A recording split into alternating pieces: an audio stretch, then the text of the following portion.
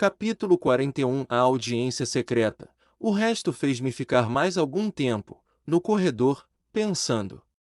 Vi entrar o doutor João da Costa, e preparou-se logo o voltarete do costume.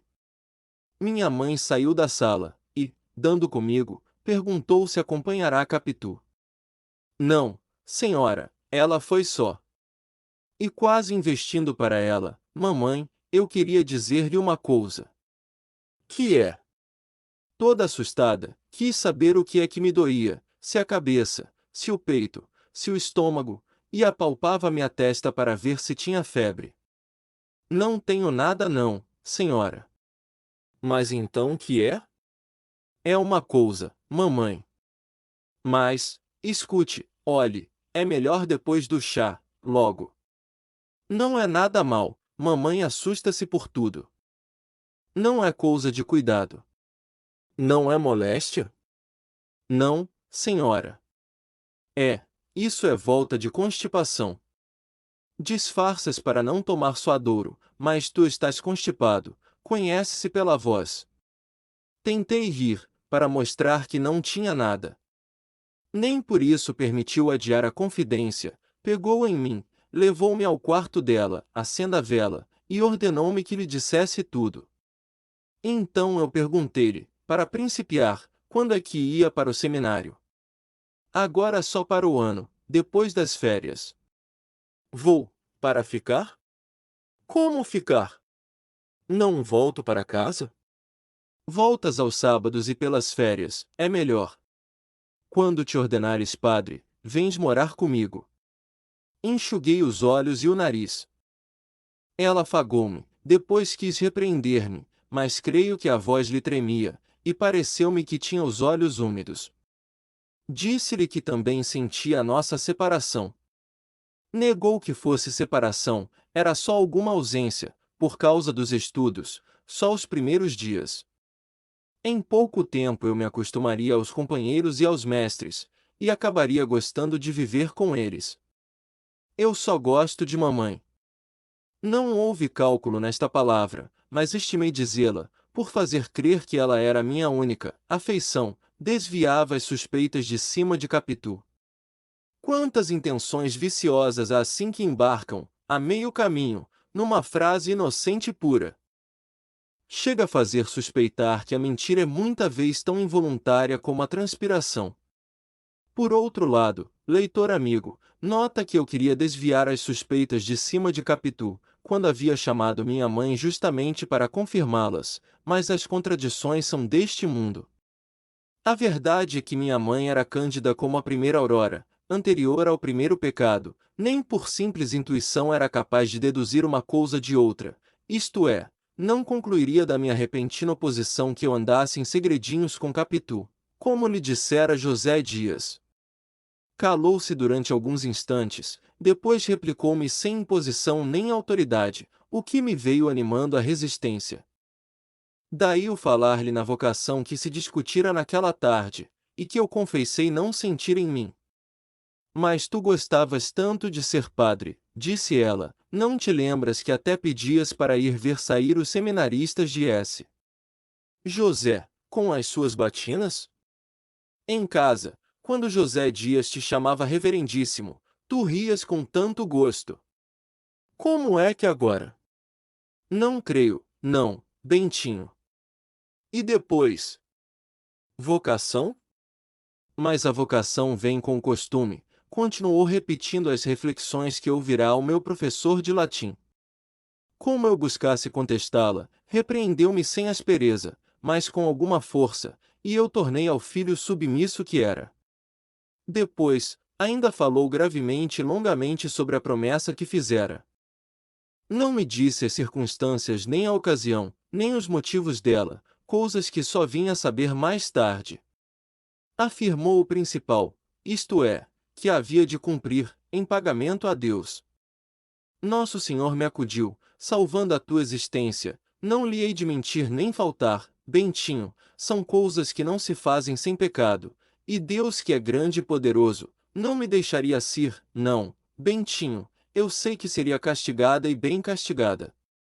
Ser padre é bom e santo, Você conhece muitos, como o padre Cabral, que vive tão feliz com a irmã. Um tio meu também foi padre, e escapou de ser bispo, dizem. Deixa de manha, Bentinho. Creio que os olhos que lhe deitei foram tão queixosos que ela emendou logo a palavra, manha. Não, não podia ser manha, sabia muito bem que eu era amigo dela, e não seria capaz de fingir um sentimento que não tivesse. Moleza é o que queria dizer, que me deixas de moleza, que me fizesse homem e obedecesse ao que cumpria, em benefício dela e para bem da minha alma. Todas essas coisas e outras foram ditas um pouco atropeladamente, e a voz não lhe saía clara, mas velada e esganada. Vi que a emoção dela era outra vez grande, mas não recuava dos seus propósitos, e aventurei-me a perguntar-lhe: e se mamãe pedisse a Deus que a dispensasse da promessa? Não, não peço. Estás tonto, Bentinho? E como havia de saber que Deus me dispensava? Talvez em sonho, eu sonho às vezes com anjos e santos. Também eu, meu filho, mas é inútil. Vamos, é tarde, vamos para a sala. Está entendido, no primeiro ou no segundo mês do ano que vem, irás para o seminário. O que eu quero é que saibas bem os livros que estás estudando, é bonito, não só para ti, como para o padre Cabral. No seminário há interesse em conhecer-te, porque o padre Cabral fala de ti com entusiasmo. Caminhou para a porta, saímos ambos. Antes de sair, voltou-se para mim, e quase a vi saltar-me ao colo e dizer-me que não seria padre. Este era já o seu desejo íntimo. À proporção que se aproximava o tempo.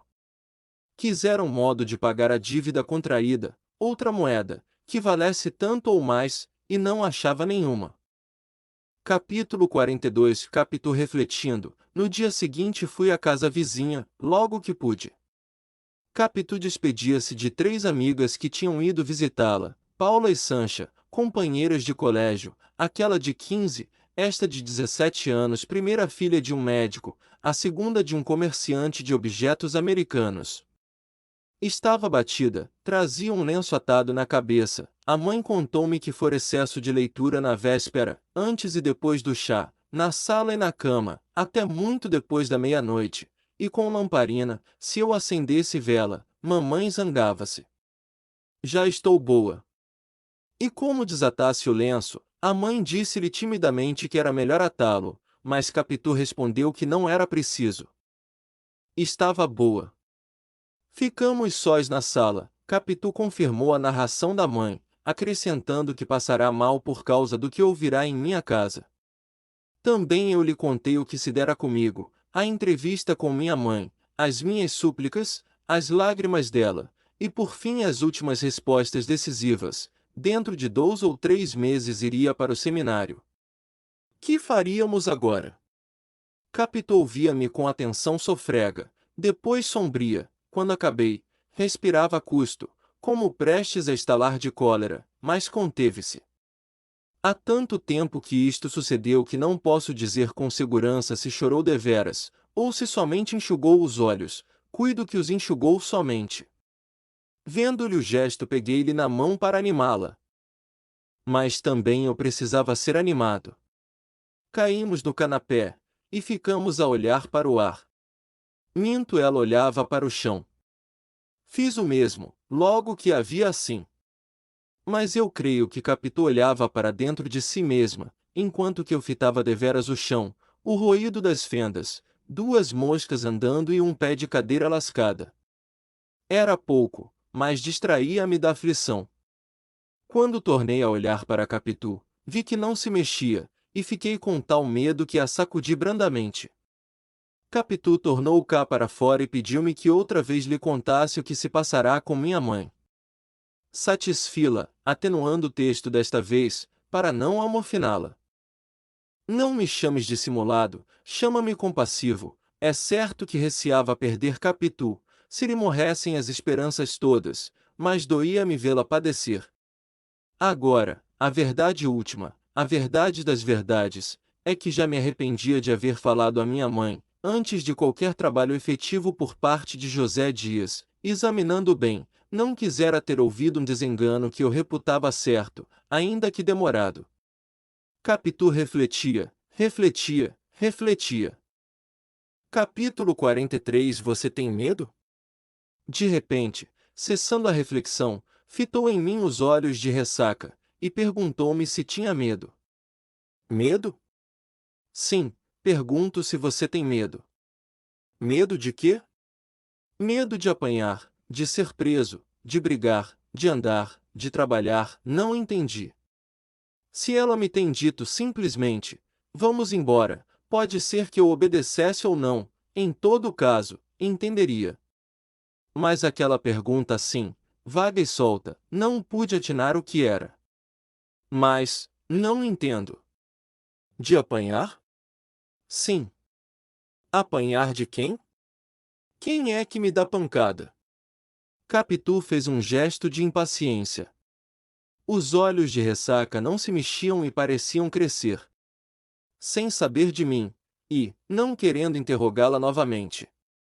Entrei a cogitar donde me viriam pancadas, e por quê, e também por que é que seria preso, e quem é que me havia de prender. Valha-me Deus! Vi de imaginação aljube, uma casa escura e infecta. Também vi a Presiganga, o quartel dos Barbonos e a casa de correção. Todas essas belas instituições sociais me envolviam no seu mistério, sem que os olhos de ressaca de Capitu deixassem de crescer para mim, a tal ponto que as fizeram esquecer de todo. O erro de Capitu foi não deixá-los crescer infinitamente, antes diminuir até as dimensões normais, e dar-lhe o movimento do costume. Capitu tornou ao que era, disse-me que estava brincando, não precisava afligir-me, e, com um gesto cheio de graça, bateu-me na cara, sorrindo, e disse, medroso: Eu? Mas, não é nada, Bentinho. Pois quem é que há de dar pancada ao prender você? Desculpe que eu hoje estou meia maluca, quero brincar, e, não, Capitu, você não está brincando, nesta ocasião, nenhum de nós tem vontade de brincar. Tem razão, foi só maluquice, até logo. Como até logo? Está me voltando a dor de cabeça, vou botar uma rodela de limão nas fontes. Fez o que disse, e atou o lenço outra vez na testa. Em seguida, acompanhou-me ao quintal para se despedir de mim, mas, ainda aí nos detivemos por alguns minutos, sentados sobre a borda do poço. Ventava, o céu estava coberto.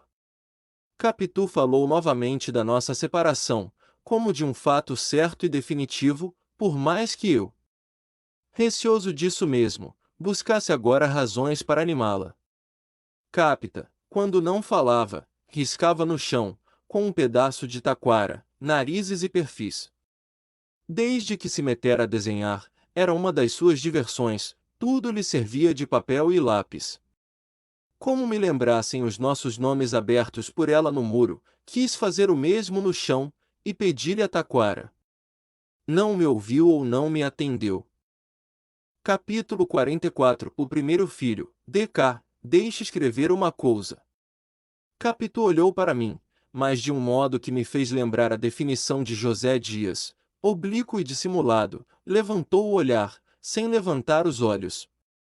A voz, um tanto sumida, perguntou-me, diga-me uma coisa, mas fale verdade, não quero disfarce, há de responder com o coração na mão. Que é? Diga. Se você tivesse de escolher entre mim e sua mãe, a quem é que escolhia? Eu? Fez-me sinal que sim. Eu escolhia, mas para que escolher? Mamãe não é capaz de me perguntar isso. Pois sim, mas eu pergunto. Suponha você que está no seminário e recebe a notícia de que eu vou morrer. Não diga isso. Ou que me mato de saudades, se você não vier logo, e sua mãe não quiser que você venha, diga-me, você vem? Venho. Contra a ordem de sua mãe? Contra a ordem de mamãe. Você deixa seminário, deixa sua mãe, deixa tudo, para me ver morrer? Não fale em morrer, Capitu. Capitu teve um risinho descorado e incrédulo, e com a taquara escreveu uma palavra no chão. Inclinei-me e li: mentiroso. Era tão estranho tudo aquilo, que não achei resposta. Não atinava com a razão do escrito, como não atinava com a do falado.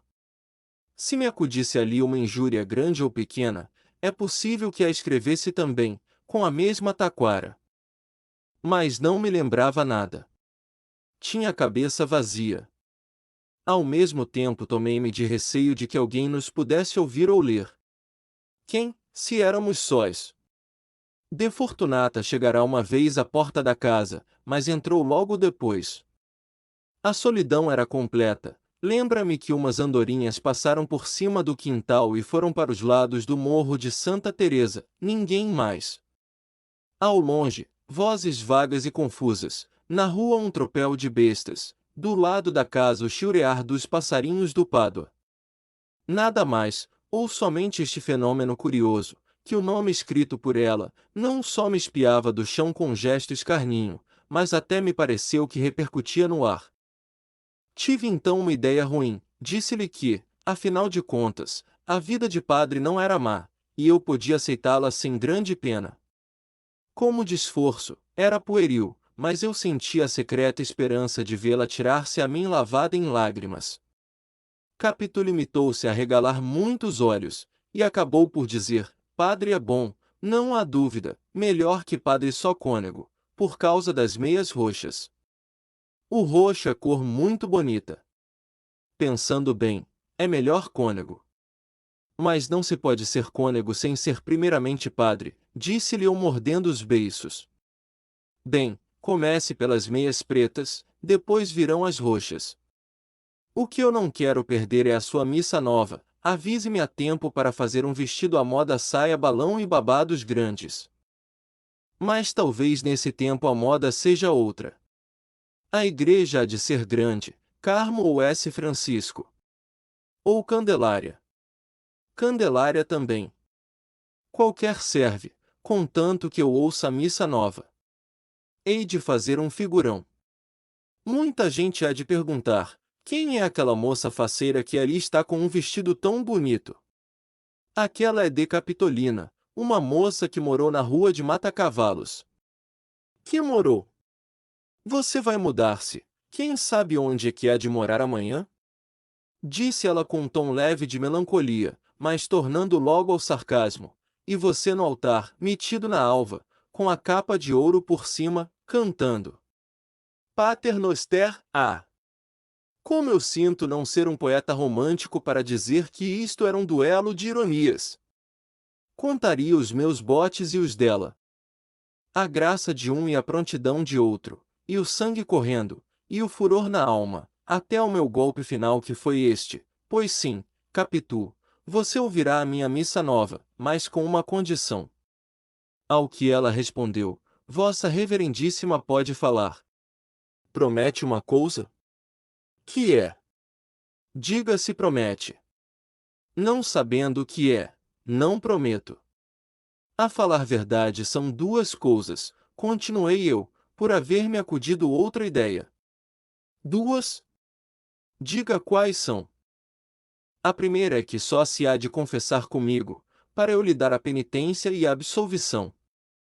A segunda é que, a primeira está prometida, disse ela vendo-me hesitar, e acrescentou que esperava a segunda.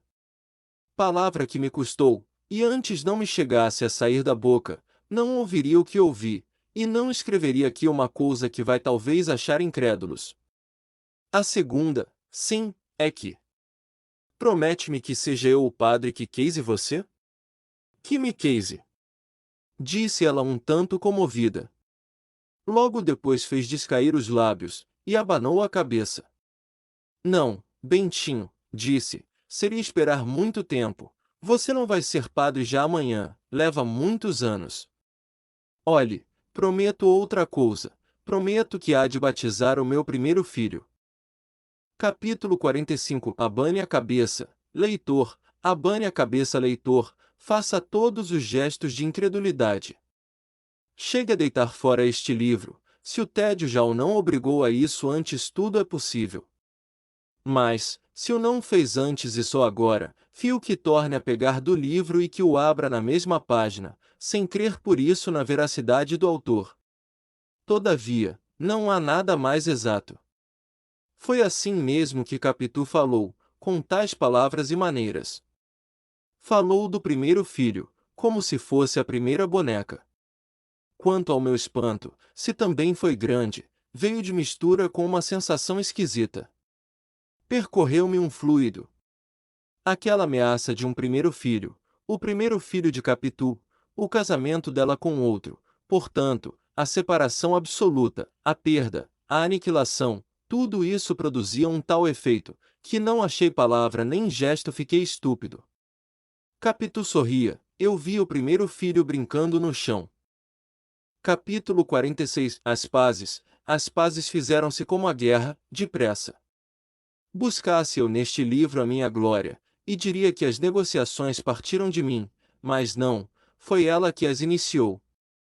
Alguns instantes depois, como eu estivesse cabisbaixo, ela baixou também a cabeça, mas voltando os olhos para cima a fim de ver os meus. Fiz-me de rogado, depois quis levantar-me para ir embora, mas nem me levantei, nem sei se iria. Capitu fitou-me uns olhos tão ternos, e a posição os fazia tão súplices, que me deixei ficar, passei-lhe o braço pela cintura, ela pegou-me na ponta dos dedos, e, outra vez de Fortunata apareceu à porta da casa, não sei para quê, se nem me deixou tempo de puxar o braço. Desapareceu logo. Podia ser um simples descargo de consciência, uma cerimônia, como as rezas de obrigação, sem devoção, que se dizem de tropel, a não ser que fosse para certificar aos próprios olhos a realidade que o coração lhe dizia, fosse o que fosse. O meu braço continuou a apertar a cintura da filha, e foi assim que nos pacificamos.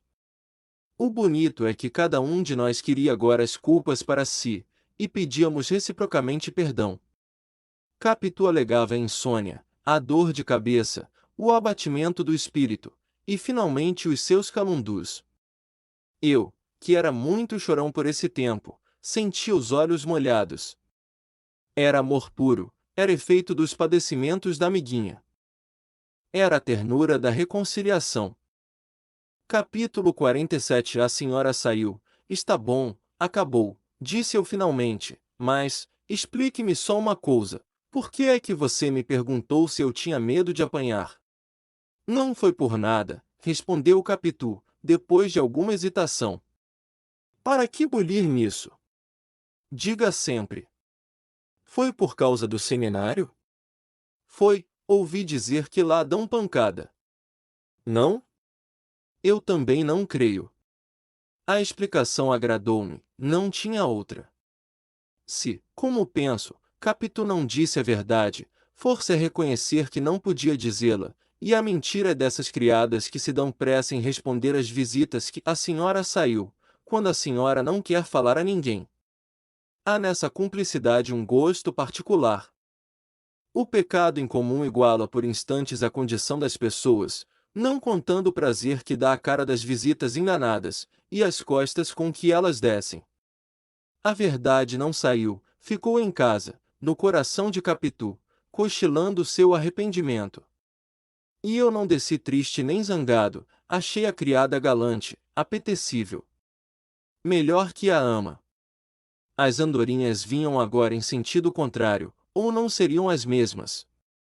Nós é que éramos os mesmos, ali ficamos somando as nossas ilusões, os nossos temores, começando já a somar as nossas saudades.